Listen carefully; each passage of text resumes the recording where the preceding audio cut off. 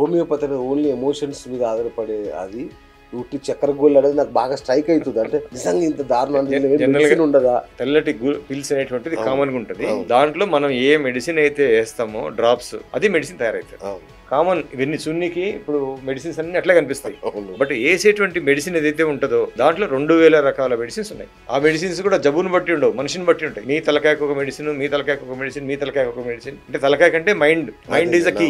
Mind body disease యొక్క coordination తోటి ఈ హోలిస్టిక్ మెడిసిన్ అనేది సెలెక్షన్ ఉంటుంది. Wonderful system. Even allopathy doctor చాలా మందికి తెలియదు, కానీ హోమియోపతి గురించి స్టడీ చేస్తే అసలు బ్యూటిఫుల్ సైన్స్. చాలా మంది బాంబేలో కానీ ఢిల్లీలో కానీ ఈవెన్ మంచి మంచి కార్డియాలజిస్టులు, పెద్ద పెద్ద డాక్టర్లు హోమియోపతి ప్రాక్టీస్ వాళ్ళ దాంట్లో ఇంక్లూడ్ చేసుకున్నారు. వాళ్ళ పర్సనల్ ఫ్యామిలీ ఎక్స్పీరియన్స్ హోమియోపతి తోటి బెటర్మెంట్ సంపాదించి వాళ్ళు హోమియోపతి యొక్క మెడిసిన్స్ వాడుతున్నారు. కోట్లాది మంది నమ్మకమైన ఎంపిక డాక్టర్ కేర్ హోమియోపతి.